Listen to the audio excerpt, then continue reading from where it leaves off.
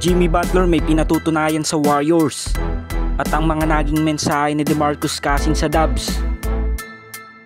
So para nga sa una nating balita, sa 5 magkakasunod na panalo ng Golden State Warriors since nang dumating si Jimmy Butler sa Dubs. Nakita nga natin kagad ang napakatindi nitong impact sa 2-time MVP na si Stephen Curry dahil nang matrade nga ang former All-Star sa Warriors. Kasunod-sunod na nga din ang 30 points per game na ginagawa ni Steph sa bawat game. At kahit mismo ang kanilang mga batang players na sila Brandon Podziemski at Moses Moody, tila ba parang nahawa na nga ito kay Steph at Jimmy Butler dahil napakataas nga din ang kanilang contribution sa bawat game. At nakita naman natin ito kahapon laban sa Dallas Mavericks na kung saan tambak nga ang inabot ng visiting team dahil nga yan sa magandang spacing na naibibigay ni Jimmy Butler.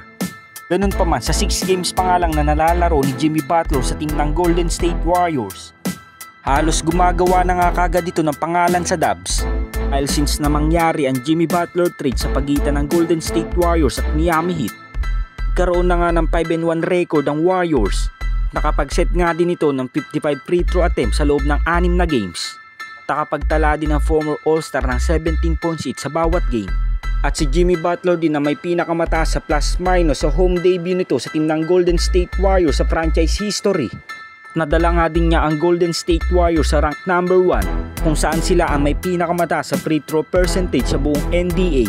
At ang pinakahuling nagawa nga ni Jimmy Butler ay siya nga ang kaisa-isang player sa franchise history ng Golden State Warriors ang nakagawa ng 120 points, 30 plus rebounds at 30 plus assists sa loob ng 6 na games.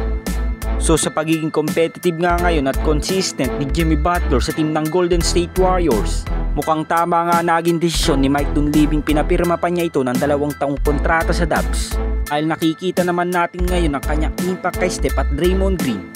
At kung magtutuloy-tuloy pa nga ang ganito nilang performance, kasakaling lumusot pa nga ang Golden State Warriors sa top 6 ng buong Western Conference.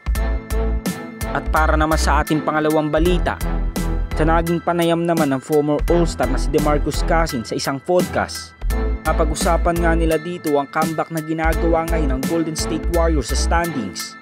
Napag-usapan din nila ang bagay na nagagawa ngayon ni Jimmy Butler sa Warriors, kung saan nagiging compliment talaga ang kanyang laruan kay Steph dahil sa pagiging volume shooter ng 2-time MVP sa labas ng 3-point area. Nahahatak nga nila ang depensa ng kabilang team sa pag-atake nga ni Jimmy Butler sa ilalim ng basket. Ganun pa man ngayong unti-unti na nga lumalapit ang Golden State Warriors ngayon sa playoff spot. Nabanggit naman ni DeMarcus Cousins na kung sila nga daw ang nasa number 1 or number 2 seed ng buong Western Conference, sobrang matatakot nga daw siya sa lagay ngayon ng Golden State Warriors dahil kung hindi man makapasok sila Steph at Jimmy Butler sa top 6 ng West, posibleng isa sa number 7 or number 8 seed ang kalalagyan ng Golden State Warriors sa playoffs. At kung makatapat man nila ang OKC Thunder or Denver Nuggets, sobrang matatakot nga daw si DeMarcus Cousins dahil hindi nga daw basta-bastang team ang Golden State Warriors lalo na't nagsama na si Steph at Jimmy Butler.